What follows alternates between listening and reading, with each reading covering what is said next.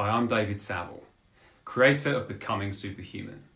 I'm a life coach, and rather than just asking questions, I challenge my clients in a way that creates radical change in a single session. I'm currently launching my signature program, Becoming Superhuman, as a range of immersive events, online courses, and live adventures to help you handle anything, create anything, and choose to be powerful. I also want to raise global standards, training leaders to do meaningful work and to do what's right.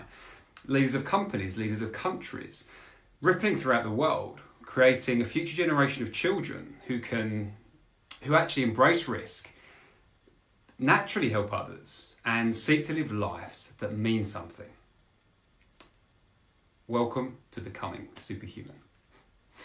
Today, I'm going to be exploring, it's like invisible power.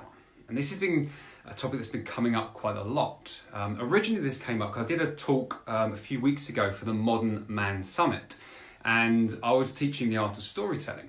And during that, people are sharing their personal stories. And what I asked of them was to sort of stretch themselves, to go beyond what they would normally share. And they did that. Wonderful, beautiful. Only an hour, but in that hour, a lot changed. People had some great experiences. Someone came up to me at the end and asked me, he says, well, it's all right here, to do this here. But he said, what about when you're outside in the world and people don't like this or people disagree? And my answer was, he was asking me what I do. So my answer, which I just came out spontaneously actually, was, I choose to be powerful. And I didn't know that I'd come up with that, but it makes sense to me. Because any time that we are choosing what we say and what we do based upon the potential reaction of others, we are shrinking and minimizing ourselves. And also that's like thinking we even know what people are thinking and what people are actually meaning anyway, right? Because we don't. Anytime you think you know what someone's thinking, it's very wrong. When people are looking at you and you're talking to them, most people aren't even really listening. This is one of the other things that I'm very strong on teaching, which is the art of listening, deep listening. Because, if you're thinking or you're speaking, you are not listening. So most people, when they're looking at you, aren't listening anyway. So if you guide your behaviour based on what you think they're thinking, you're always wrong. So it's even worse than that. And what it does is it erodes your power as a human being, and it erodes your sense of self and what's meaningful to you. And also you're training yourself to be weak, really. Like I did for most of my life, I'm speaking from personal experience of having lived this way. When I used to hold back and not share anything really, unless I knew for sure someone else agreed with me first. So how would I know if someone agrees with me? I'd have to speak first. So what I used to do was I'd hold back, and it was only after someone shared something would I agree. So of course, when it came to those interactions, I had no real influence. There's no point me being there, right? Because if you're only agreeing with someone, it's pretty meaningless. There's no depth to be had if you're just saying, yeah, same here. It has no impact at all. And so, obviously I'm exploring how you can become superhuman, and I'm working with people in this way in ever increasing ways, personally, professionally, every which way I can, channeling things into not just being a human, but being a superhuman version of yourself.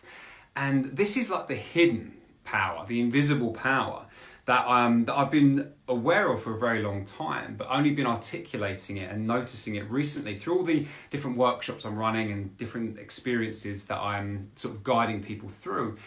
You get to see this. It's obvious actually. If you go through rush hour, you get to see how people weaken themselves. Then if you're walking in the opposite direction to people, how many will actually glance at you? How many are looking at the ground?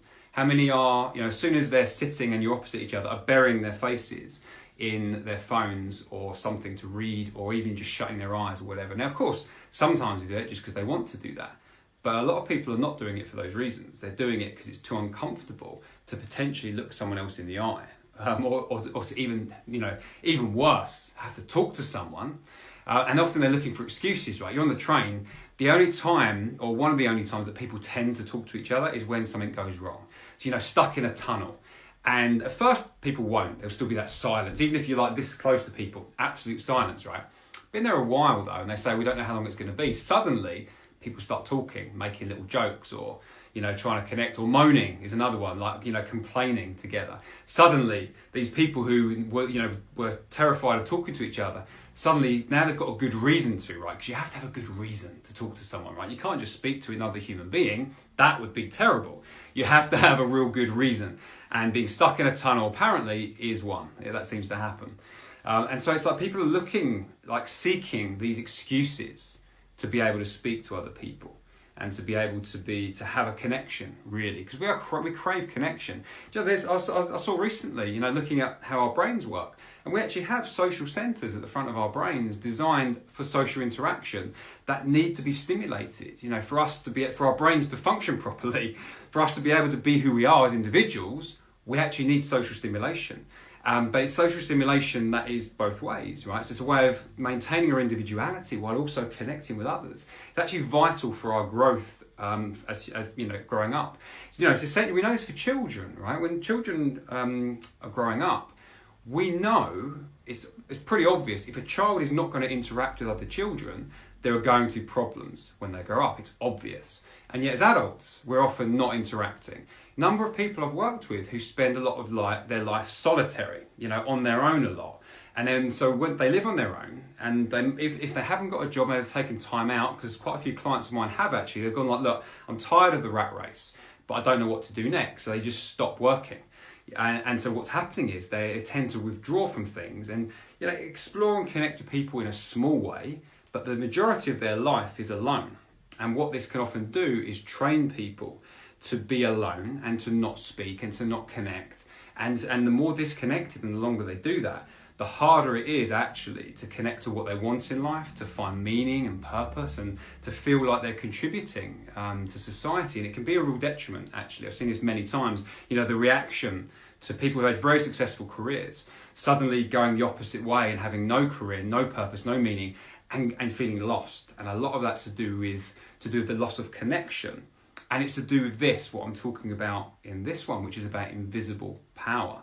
Now, the invisible power I'm talking about, it's like me looking at you in the eyes, for instance. If we were together and we're talking to each other, it's the ability to be able to just look you in the eyes and just connect with you without needing to look away. Now, of course, we're not necessarily going to stare at each other the whole time.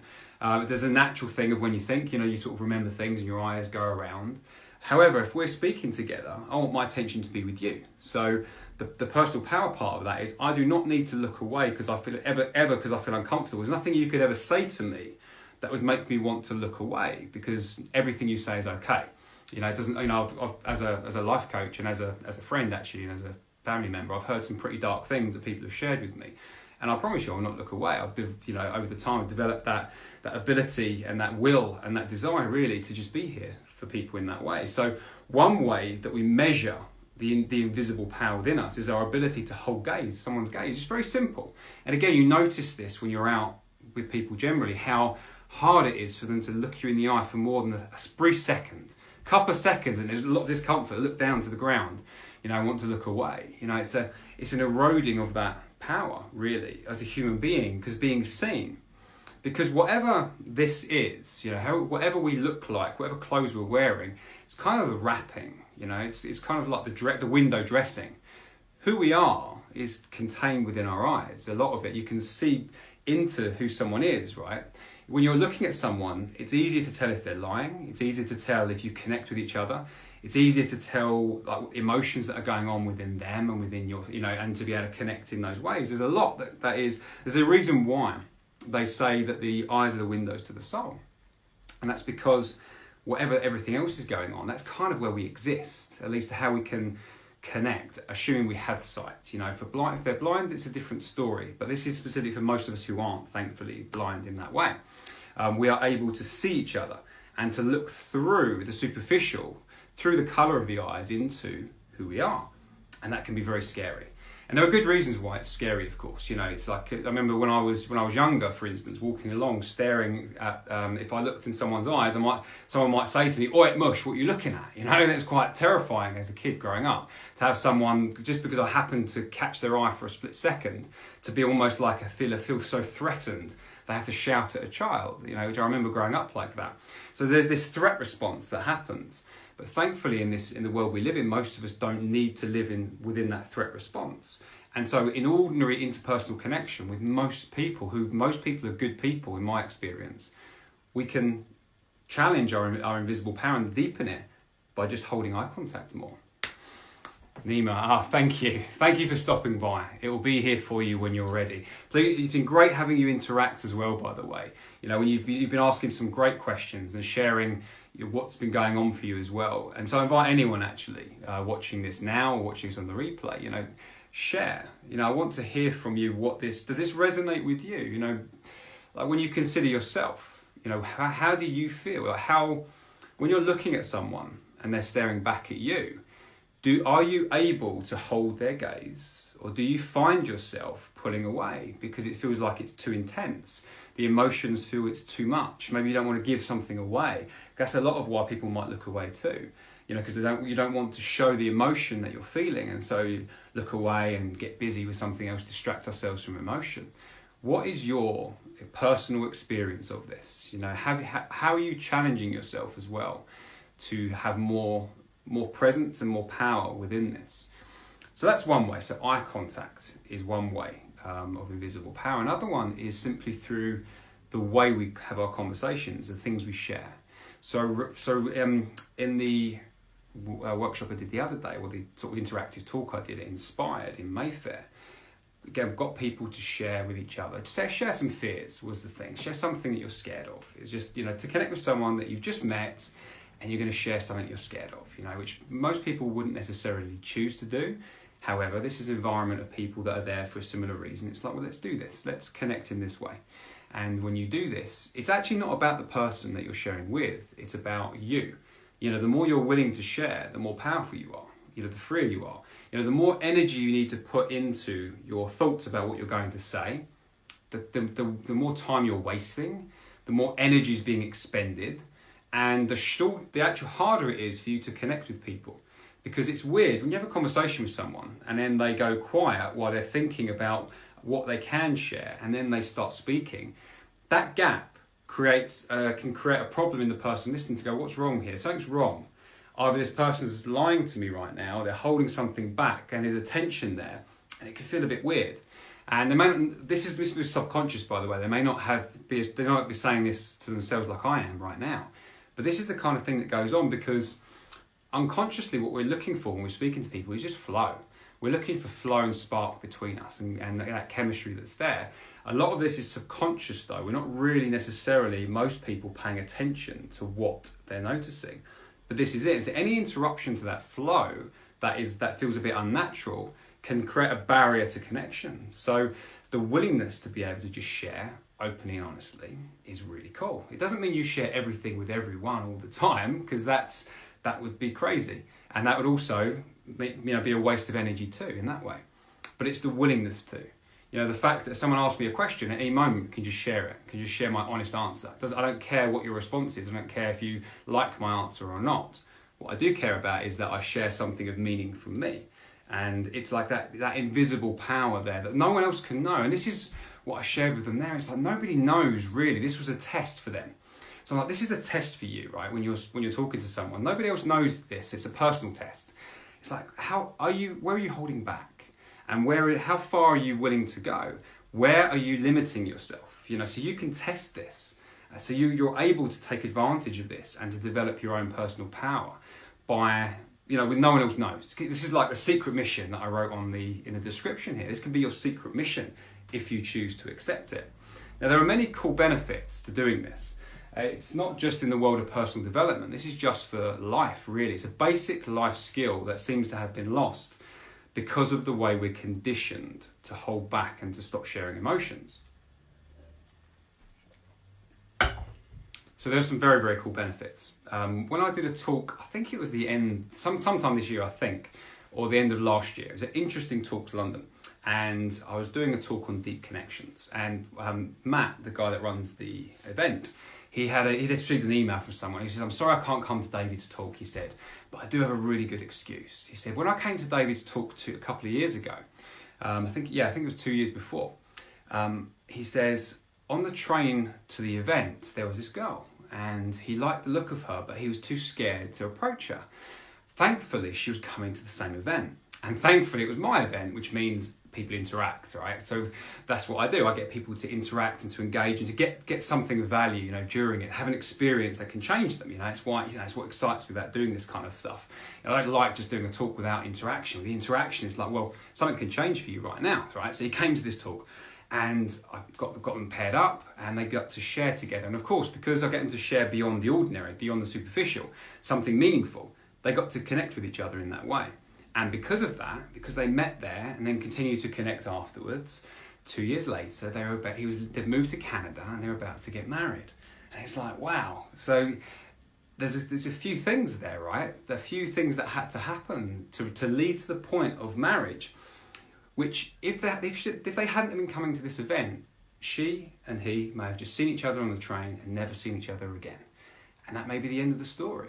That's a story for a lot of us, right? I mean, a number of people that I had over the years when I thought I want to go speak to that person but never did. And it's like, well, that could have happened.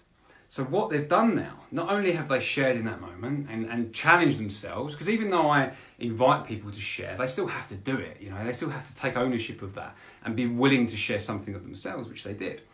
Then, of course, they had to continue to do that and continue to connect in a way that leads to that. It leads to marriage.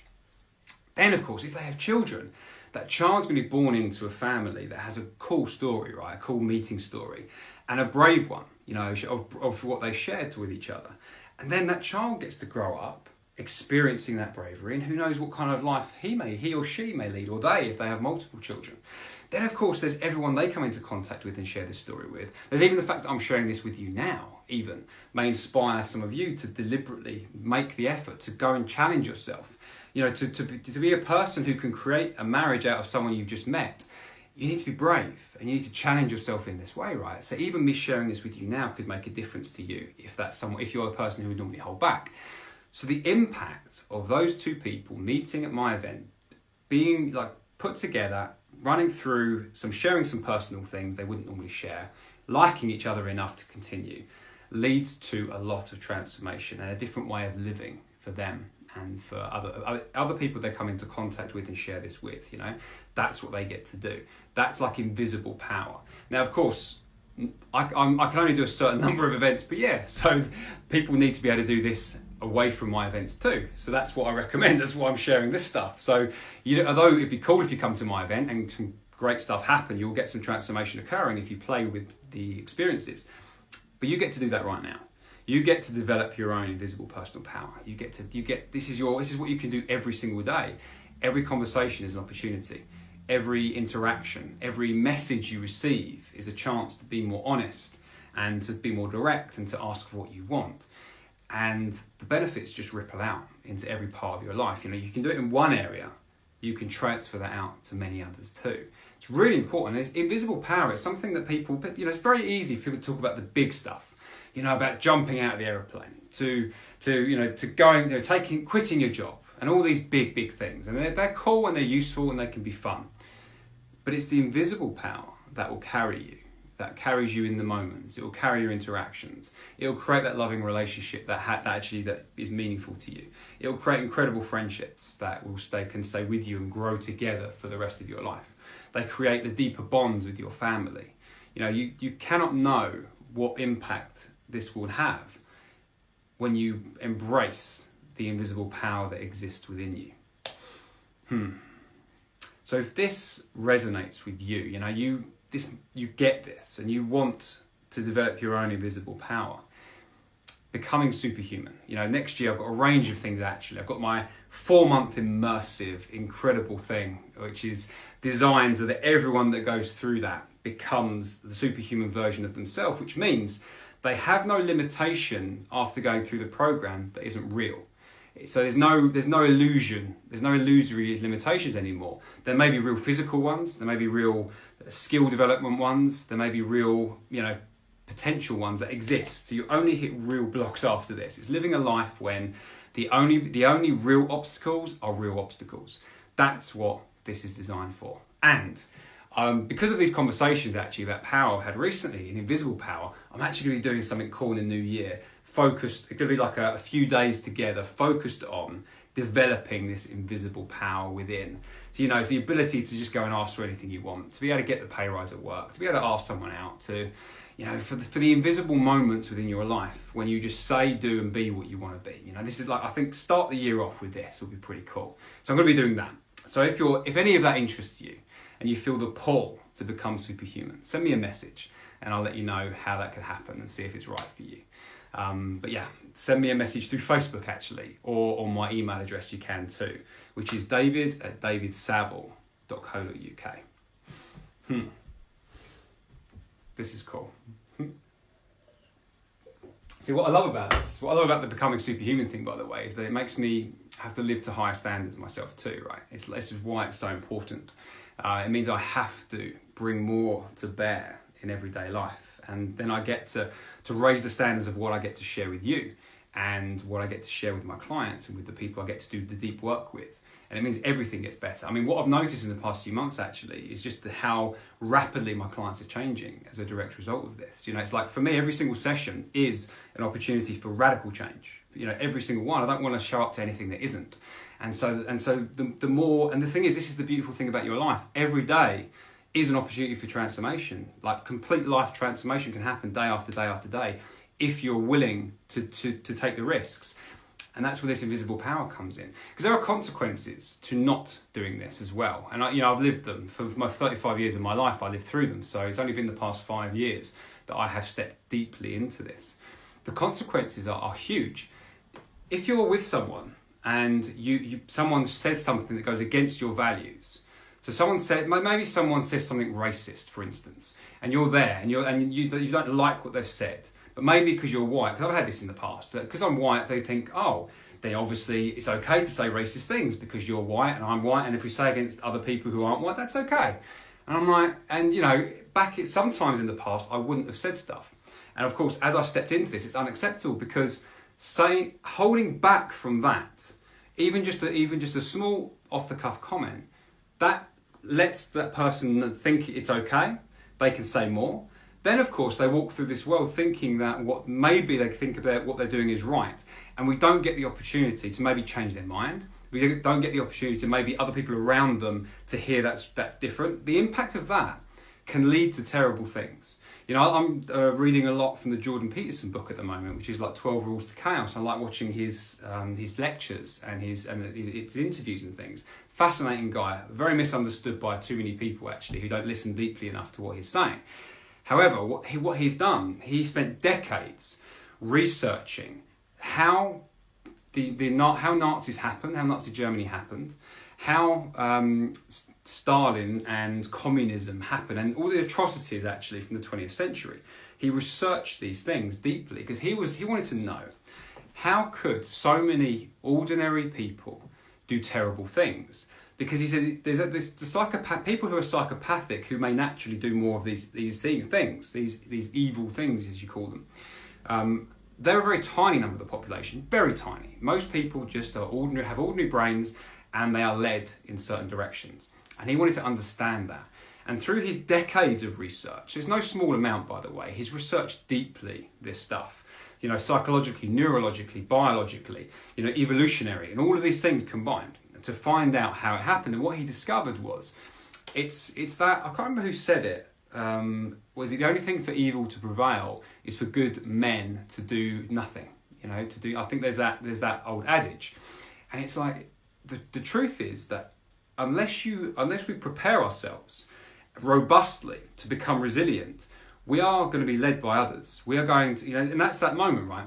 So if you're with someone says something racist, and we don't disagree with it or speak about it or do something to stop that or make it clear that's not okay, take it to a more extreme level.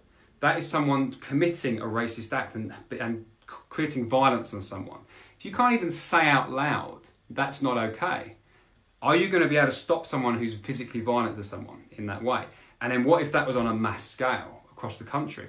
So what he's discovered, which is quite horrific but good to know, is that every human being really, apart from a small few, are naturally would do those things. The way our psychology works, it would make us be able to commit those atrocities if we were under the right kind of pressure, in the right kind of way. Which obviously they did in both Nazi Germany and Russia, and there's been other things like Serbia as well, the end of the century. So it still continues around the world, right? This is still happening. And it's like, understand this unless you choose to be powerful and choose to get to say out loud and do the things that mean something to you, regardless of how others interact around you, you risk becoming someone who could commit the atrocities that the Nazi sympathisers did, that the people in Russia did, that in Serbia they did. Because this is how our brain works. There's a study done I saw recently, MRI, where they had, so under a functional MRI, they showed pictures of hands, just different coloured hands, and they stuck a needle in it. So the picture was a needle going in. So what they showed was that when they were just different coloured hands, and people's brains responded similarly to it. So what it is, in our brain, there's like a pain centre, and if we see someone who's in pain, the same centres are aroused emotionally. So it's like we're getting a mirror of what someone else is experiencing, like empathy. So it's actually a part of the brain lights up that is similar to the pain centre that goes, I empathise with you, I feel your pain, essentially, is what that is. So when there was no labels on the hands, people were seeing them as equal. So the pain centres were lighting up very similarly for every hand. Then they put some labels on them. Jewish, Muslim, Christian, atheist, and some other labels. Once they did that, just a single word, when they did the same thing, what they noticed was the pain centre would only be activated primarily for those who are similar. So an atheist to an atheist, a Christian to Christian, and so on. So what that means is that once we put someone in a certain box in our brain, we label it, it then takes them out of the I feel your pain category into you're a thing category. When someone's in a thing category, suddenly it's easier to do things to that person which may seem way outside of human capabilities, because we no longer see them as like us, we see them as very different. And obviously we see this play out all the time when people are committing horrendous atrocities on each other. But I think understanding how we work in our brains is really important. And so to not be someone whoever does anything terrible in that way, no matter what goes on in our environment, in our society, then what Jordan Peterson is like, well, we need to train ourselves. We need to become resilient. Now, obviously, he cracks me up because he says, we're pathetic. To just stop being pathetic. He says, if you don't want to be pathetic, you've got to work, you've got to contribute. So his is all about, just being less pathetic, which he says a bit tongue-in-cheek, but and people respond to it, though, because it's like, okay, we're all pathetic, let's be less pathetic. And life is hard, life is terrible, but let's work to be less pathetic and at least do contribute in this world. So that's kind of the way I interpret how he talks about it, which is quite funny. And obviously deeply meaningful too. He cares deeply when he says this, so he's not messing around. If you watch him, actually, he gets very emotional about this. He truly sees this as it's like a vital part of saving the planet, really, and saving humanity, to be able to get this message across. So it's not messing around, really, but I find it quite amusing because it's always about on the negative side, really. It's like, just don't be as bad as you could be. Don't be as bad as... It's like, how to not be a Nazi would be the way he'd probably talk about this. But for me, it's different to that. For me, I'm like, well, okay, that's true. Let's go beyond that. Let's go to the superhuman aspect. Like, okay, let's do the best we can to build up the resilience and the tolerance that makes us powerful, makes us so we don't get pulled in by others. If someone says something we don't like, that's racist or any kind of disgusting comment, we say it and we speak clearly to that person. We make our values heard. We stand up for what we care about. We stand against the things we care about. We do what's right for us. So we do that.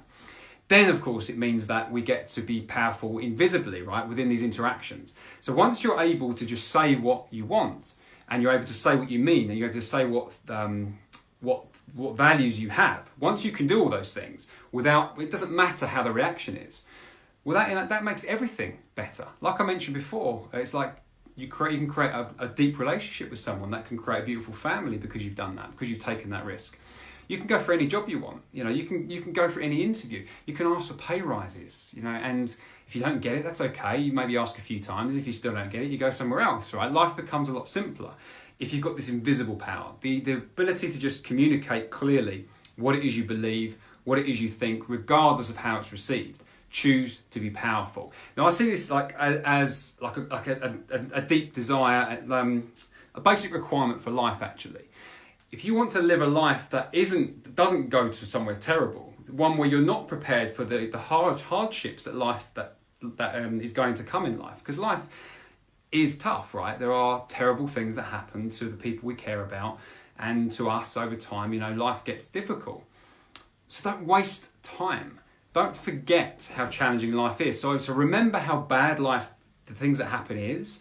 Prepare yourself to be strong enough to handle those things, but also prepare for how amazing life can be too. Where you can live a life that feels like it's a dream. Where you get to spend time with people you care about, who are creating great things in this world. You get to live a life that's meaningful, doing meaningful work, and it keeps expanding continuously and getting better and better year after year. I remember in the book I was reading, I'm still reading Richard Branson's autobiography, and he says that his grandma, one of his grandmas, she lived till she was 99 years old, and she wrote him a letter a few months before she died to say the last 10 years of her life have been the best of her life. Think about that. The last 10 years, so the age of 89 to 99, were the best of her life. She actually broke 2 world records in that time, actually. So she chose to live life to the fullest and actually experience the best part of her life at the end of her life. And you don't hear that very often, but that's what's available to all of us. Life can keep getting better. None of this rubbish about middle age and then life getting downhill. There are things that change physically and what you're able to do, and other things you can do better. You can have more connections, more family. Your life can be richer as you get older. Life can always get better because there's more that can be done and there's more that you can do. And that's why choosing invisible power is so important. You get to do this. So this is the call to action for you now. It's from this moment on, choose to linger in your eye contact a little bit longer with people, to create that power within you that says, I don't need to look away because I'm scared or uncomfortable. Be willing to share things vulnerably. Challenge yourself to share deeper with people. Because the truth is, the people connect with who you are, and who you are is within the emotion and the reasons why you do things in your life. That's why people care about you as opposed to someone else, because of your unique experience and who you are. Bring more of yourself to that. Bring more of yourself to the moment. You create more individuality, you create more connection, you create the sparks that go through. Thank you for the loves, by the way. But share with me your experience of this. Like, does this make sense to you? Obviously it does for the people loving this, but what is it that makes sense? And what are you going to do with this? So this is your call to action. So I'm going to wrap up now, but this is what you can do. You can linger eye contact longer, and you can choose to go first in your interactions, to share deeply and to risk people not liking what you have to say. Do that. It's not just for you. This is for everyone you come into contact with, and it's for every part of your life going forwards. That's what's there for you. Thank you for being here.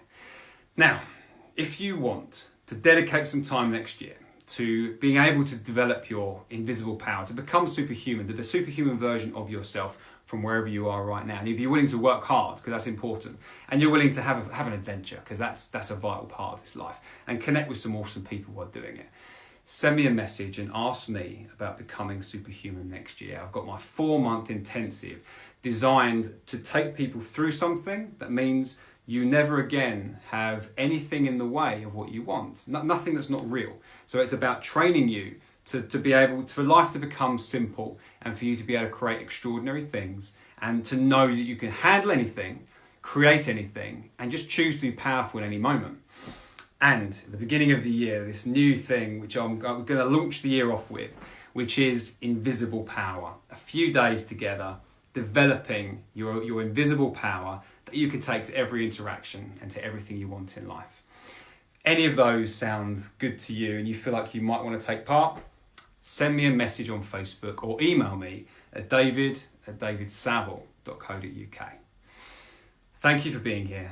If you have any comments or questions, please feel free to put them on here. In the email, I know you tend to come back and share things. Please do so. It's a wonderful thing to have your comments here. Oh, Kristen, I didn't see you pop up. Hello and welcome, and thank you for being here. Any further questions or comments, how I can make this more real for you and make this more beneficial, let me know. Otherwise, I will see you on the next episode of Becoming Superhuman. Thank you very much.